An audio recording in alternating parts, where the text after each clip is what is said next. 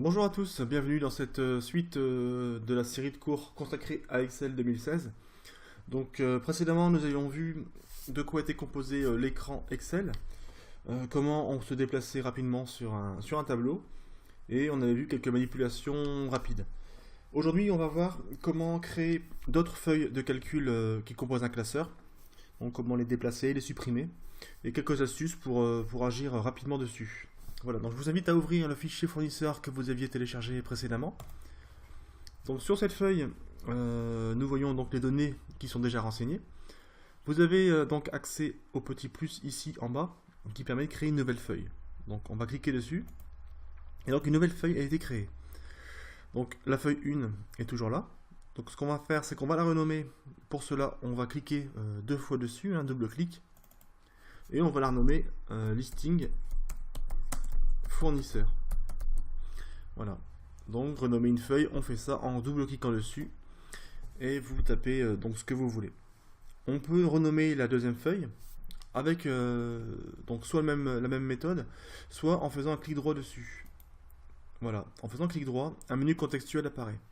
Un menu contextuel, c'est un menu qui diffère selon la zone de l'écran sur laquelle vous cliquez. Ici, donc, c'est le menu propre à l'onglet feuille 2 du classeur.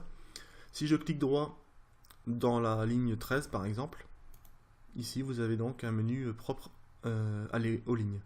Ici donc si je clique sur le ruban par exemple, j'aurai accès à un menu propre au ruban, donc pour le personnaliser, le réduire, et ainsi de suite. Voilà, donc menu contextuel, c'est important de le savoir, hein, ça permet vraiment d'afficher des options supplémentaires. Donc ici clic droit, renommer, et ici on va mettre liste commande par exemple. D'ailleurs il n'y a qu'une liste de plusieurs commandes, voilà. Et voilà, donc on a vu comment créer, renommer une feuille de calcul. On peut également en créer en utilisant un raccourci clavier. Le raccourci clavier, c'est donc en appuyant sur les touches Alt, Shift et F1, on peut donc créer des feuilles supplémentaires. Voilà, donc je n'ai créé un petit paquet. On peut agir sur les feuilles donc séparément, ou on peut les sélectionner de manière simultanée en cliquant avec votre clavier donc sur la touche Shift et en sélectionnant la feuille que vous souhaitez. Donc imaginons que vous vouliez sélectionner la feuille 9, 8, 7, 6. Vous cliquez sur Shift sur votre clavier et sur la souris vous avez sélectionné donc les feuilles que vous souhaitiez. Et donc en faisant clic droit, un menu contextuel apparaît. Et c'est ici, donc, si vous agissez sur toutes les feuilles en même temps, sur toutes celles qui sont sélectionnées. Donc si je fais supprimer, les 5 feuilles sont supprimées. Autre option du menu contextuel, ici, je peux par exemple masquer la feuille, donc ici la feuille 10, masquer, la feuille 4, masquer. Donc ces deux feuilles sont masquées et je peux donc les afficher, clic droit sur n'importe quel onglet, afficher. Et j'ai ici donc une petite fenêtre qui me dit quelles sont les feuilles du classeur qui sont cachées actuellement. Donc pour les afficher, vous faites OK. Je vais afficher ma feuille 4 également. OK. Voilà, donc mes feuilles donc, sont réapparues. Autre point qu'on peut remarquer, ici vous avez deux petites flèches grisées. En fait, elles correspondent à des sortes d'ascenseurs qui permettent de se déplacer dans cette liste de feuilles. Là, j'en ai que une 5 ou 6. Vous pouvez, même 7, vous pouvez donc en avoir plus que ça, et donc ça sert à ça sert à vous déplacer.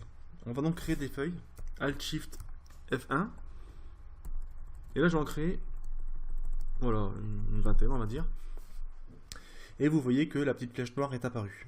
Ça permet de vous déplacer dans ce grand nombre de feuilles, et donc je peux revenir en arrière avec la flèche de gauche. Voilà. Vous pouvez également déplacer une feuille. Imaginons que vous voulez déplacer la feuille 34 et la positionner en seconde position. Vous cliquez gauche dessus, un petit triangle noir apparaît en haut à gauche de l'onglet, et en déplaçant la souris, vous positionnez la feuille où vous souhaitez, ici en deuxième position. Si vous souhaitez déplacer une feuille qui se situe vraiment à la fin du listing d'onglet, par exemple liste commande, je veux la positionner en position numéro 2, et bien pour ce faire, au lieu de la glisser comme précédemment, vous cliquez droit dessus, vous cliquez sur déplacer ou copier, et là vous avez la possibilité de déplacer la feuille où vous souhaitez rapidement. Et vous pouvez même en faire une copie. Bon, ici il n'y en a pas d'intérêt. Donc je vais déplacer ma feuille en deuxième position, ici.